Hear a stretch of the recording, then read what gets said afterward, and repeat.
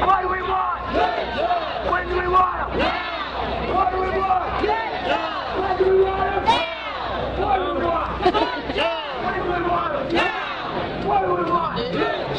When do we want them? Today we're here to let our elected officials know that it's time to protect the middle class.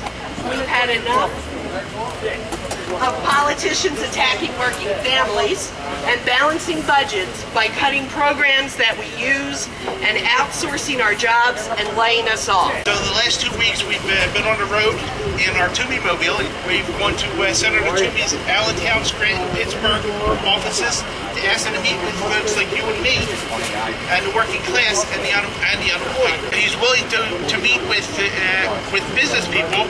We found him at a $1,000 plate event in Malvern.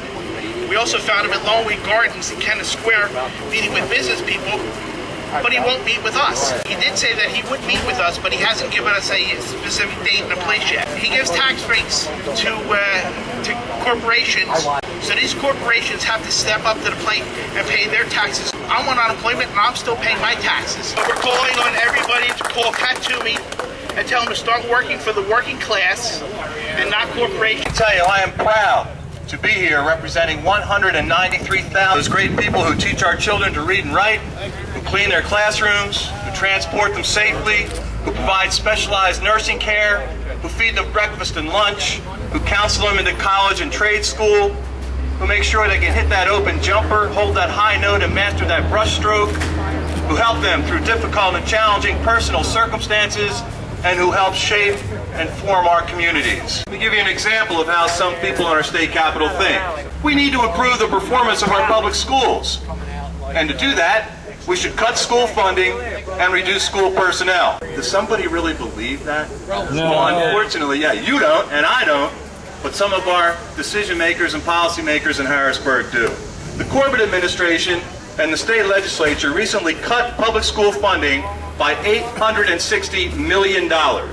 And they did this at a time when Marcellus Shale goes untaxed, corporate profits are up, corporate tax loopholes remain open, and there was a $500 million surplus in tax revenue. Now, these communities won't know exactly how devastating these cuts will be until a week or two from now, when our students, your children, begin school. We're looking at as many as 8,000, maybe as high as 10,000 public school employees being furloughed. This war on workers' rights and on public schools is part of a larger assault on the middle class, and it's undermining the American economy. We need to invest in America today and put people back to work. And we know there's no better long-term economic investment in America and in Pennsylvania than to invest in public education. And if we follow Warren Buffett's advice and require the super rich who do so well in America to do right by America and pay their fair share in taxes, this would give the American middle class the good jobs and the purchasing power we all need to get the economy going in the right direction. I work at a little place called Elwyn, right down the road here. And the budget cuts have drastically hurt us and hurt my clients, and it also hurts the community workers. So we have to get everybody organized, everybody, whether you're union or not. This is about jobs, and you're hearing it from different aspects.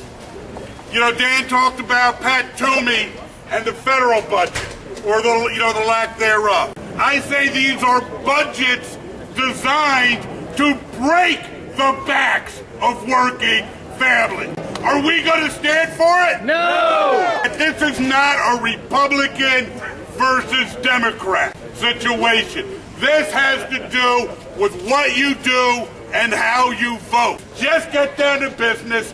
Patrick Meehan, Pat Toomey, Barack Obama, let's get together and let's create jobs. Right now your job is to go out and talk to your family, your friends, and your neighbors and get them on board, get them registered to vote, tell them the issues so they can start talking to their friends, families, and neighbors. Because if we don't spread the message, it's not going to be spread. What do we want? When do we want them? What do we want?